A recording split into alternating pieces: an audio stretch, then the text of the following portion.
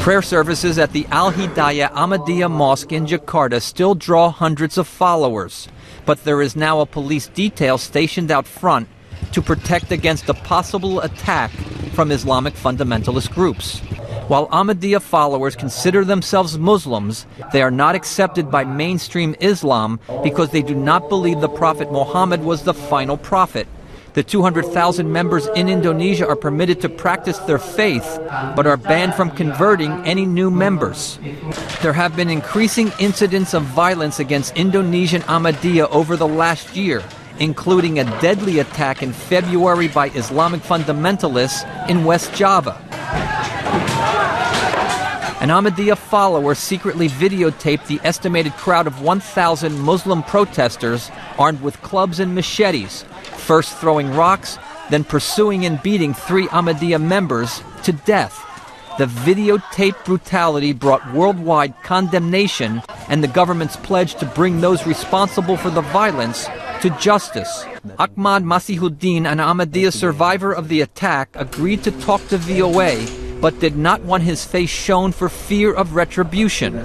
He says the mob stripped and beat him and killed 2 of his friends. I was hit by a very big rock and blacked out. They took my friends, and I don't know whether they were cut or hit, but for sure they were dragged in a different direction.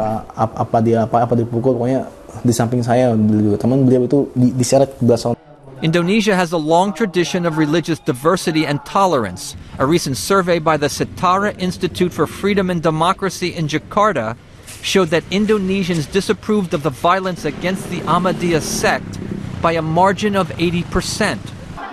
But attacks on religious minorities have been on the rise in recent years. Masihuddin says he is angry and disappointed that the attacks have not been met with a firm government response. Earlier this year, a court sentenced 12 hardline Muslims who participated in the mob attack to just 6 months in jail. An Ahmadiyya leader who refused to leave the scene of the mob and who struck a mob leader also received a 6-month sentence.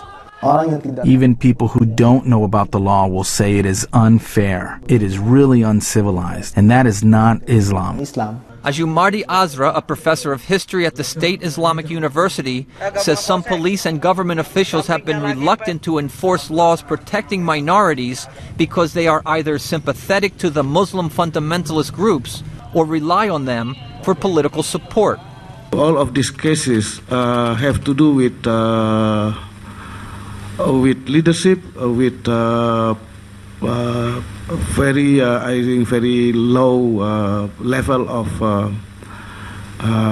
law enforcement, not with the law itself actually. Azra says Muslim religious leaders and government officials need to speak out and take action to prevent religious violence from undermining Indonesia's stability and democracy. Brian Patton, VOA News, Jakarta.